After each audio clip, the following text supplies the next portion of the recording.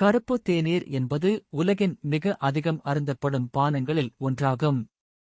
இது தனது நிறத்துக்கும் தனித்துவமான ருசிக்கும் அதில் உள்ள கப்பைன் காரணமாக ஏற்படும் தூக்கமின்மை மற்றும் உற்சாகத்தை தூண்டும் பண்புகளுக்காகவும் பிரபலமாக உள்ளது. இது கமெலியா சைனென்சிஸ் எனப்படும் செடியின் இலைகளால் தயாரிக்கப்படுகிறது. மக்கள் கருப்பு தேநீரை நேரடியாகவும் அல்லது பால், சர்க்கரை, தேன், எலுமிச்சை அல்லது மசாலா போன்றவற்றுடன் கலந்து பருகுகின்றனர். இது நாடோடு நாடு கலாச்சார சுவைகளுக்கேற்ப மாறுபடுகிறது. இதன் நோக்கம் தினசரி புத்துணர்விலிருந்து விழாக்கள் மற்றும் சமூக சந்திப்புகளுக்கு வரை உள்ளது.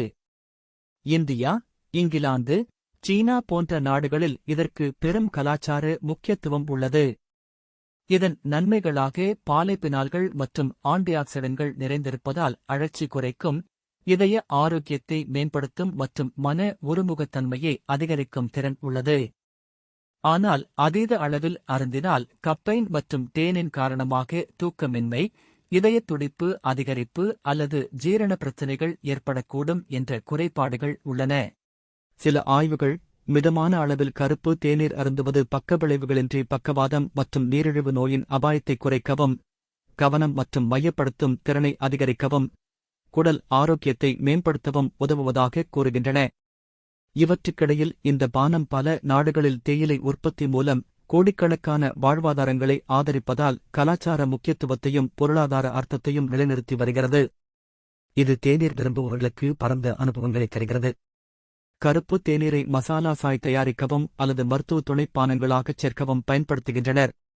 சில நேரங்களில் இது இயற்கை நிரம்பிப் பொருளாகவும் அழகு பராமரிப்பிலும் பயன்படுத்தப்படுகிறது. சிலர் பச்சை தேநீர் அல்லது வெள்ளை தேநீர் ஆன்டிஆக்சிடன்ட்கள் அதிகம் கொண்டதாக கூறினாலும், கருப்பு தேநீர் அதன் ருசி மற்றும் நீண்டகால காப்பகத்தன்மையால் பிரபலமாகவே உள்ளது. மேலும் மன அழுத்தமான தருணங்களில் கவனத்தை அதிகரிக்கவும் மனநிலையை உயர்த்தவும் உதவும் திறனுக்காக மதிக்கப்படுகிறது. எனினும் சிலர் அதிகமாக அருந்தினால் இதயத் துடிப்பு அல்லது நரம்பு பதற்றம் போன்றவை ஏற்படலாம். இதனை தயாரிக்கும் போது தண்ணீரின் வெப்பநிலை மற்றும் ஊறவைக்கும் நேரம் முக்கியம். கசப்பை தவிர்க்கவும் சுவையின் நுணுக்கத்தை பாதுகாக்கவும் தேநீர் நிபுணர்கள் பொதுவாக 3 முதல் 5 நிமிடங்கள் வரை புதிதாக கொதிக்க வைத்த தண்ணீரில் கருப்பு தேநீரை ஊறவைக்க பரிந்துரைக்கின்றனர். இதன் கலாச்சார பாரம்பரியம் இங்கிலாந்தின் ஆப்டர்நூன் டீ முதல் சீனாவின் காம்பூ சடங்குகள் வரை மக்களையும் பாரம்பரியத்தையும் இணைக்கும் சக்தியாக விளங்குகிறது. தற்போதைய ஆரோக்கியத்தை முக்கியமாக கருதும் வட்டாரங்களில் சர்க்கரை இல்லாத கருப்பு தேநீர் குறைந்த கலோரி பானமாக வரவேற்கப்படுகிறது. மொத்தத்தில் கருப்பு